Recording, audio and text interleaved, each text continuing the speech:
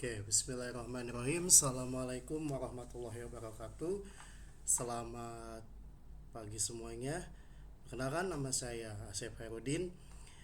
Di sini saya akan menyampaikan sebuah topik aksi nyata dalam PMM Kurikulum Merdeka, yang dimana judulnya itu adalah Mengapa Kurikulum Berubah. Sebelum tahu kenapa kurikulum itu bisa berubah, kita harus tahu dulu apa itu sih pengertian kurikulum. Dan menurut saya di sini, kurikulum adalah sebuah inti dari sebuah pendidikan, atau bisa dikatakan dengan jantungnya sebuah pendidikan, atau rencana yang harus dijalankan pada satuan pendidikan guna mencapai rencana yang diharapkan. Itu adalah pengertian kurikulum. Lalu di sini ada jenis-jenis kurikulum.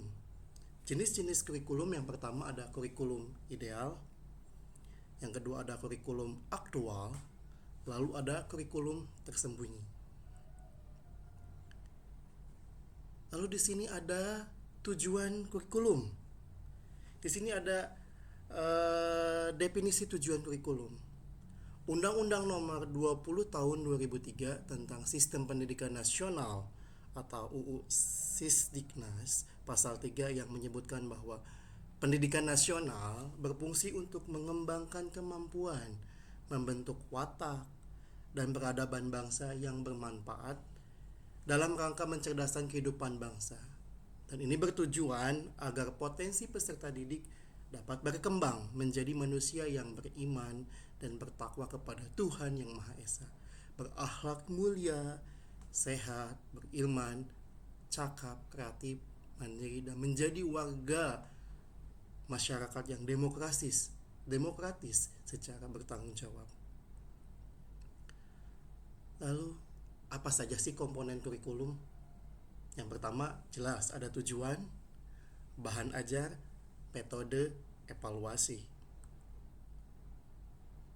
Dan di sini komponen tujuan itu dari komponen tujuan ini dia itu berfungsi sebagai bagaimana satuan pendidikan dapat mengarahkan kurikulum sesuai dengan tujuan satuan pendidikan yang diharapkan bagi semua kalangan, baik itu siswa atau peserta didik, guru, orang tua, dan semua elemen yang ada dalam satuan pendidikan.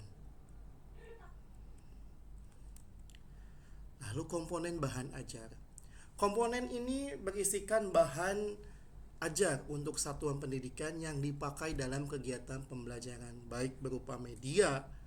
Untuk bahan ajar biasanya disesuaikan dengan kebutuhan yang ada dalam satuan pendidikan. Ini bahan ajar ini bisa berupa misalkan media, baik itu media elektronik, baik itu media seperti cetak, itu bisa. Itu termasuk dalam komponen bahan ajar. Lalu komponen kurikulum metode. Komponen ini berisi tentang bagaimana cara pengajaran guru kepada peserta didik. Ini digunakan sebagai salah satu poin yang paling penting dalam kurikulum. Dan metode juga bisa disesuaikan dalam satuan pendidikan. Misalkan pendidikan yang ini membutuhkan metode ini, dan pendidikan yang satuan pendidikan yang satunya dibutuhkan metode yang lainnya. Itu harus berbeda-beda karena harus disesuaikan dengan satuan pendidikan. Lalu ada komponen kurikulum evaluasi. That's why ini yang paling penting.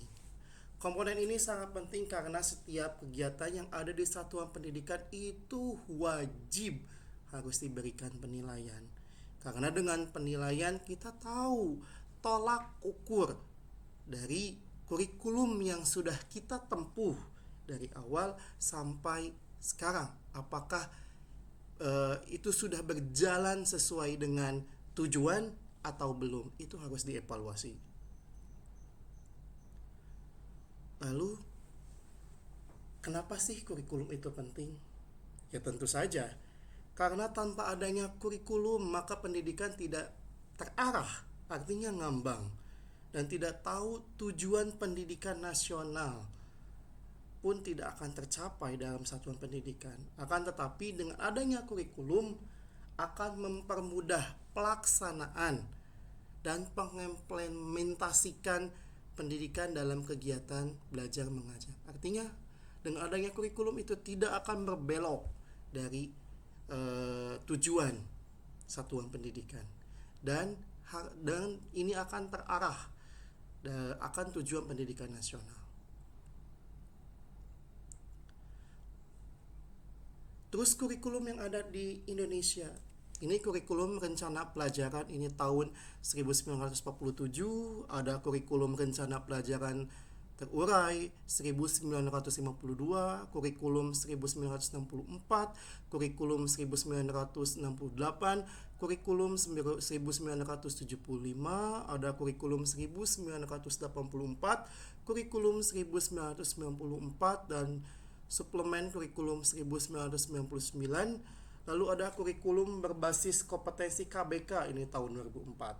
Lalu ada kurikulum tingkat satuan pendidikan ITK TSP tahun 2006, yang kurikulum 2013 kemarin kita melaksanakan, dan sampai detik ini pun ada sekolah-sekolah yang masih menggunakan kurikulum 2013. Dan ini yang terbaru, yaitu adalah kurikulum Merdeka.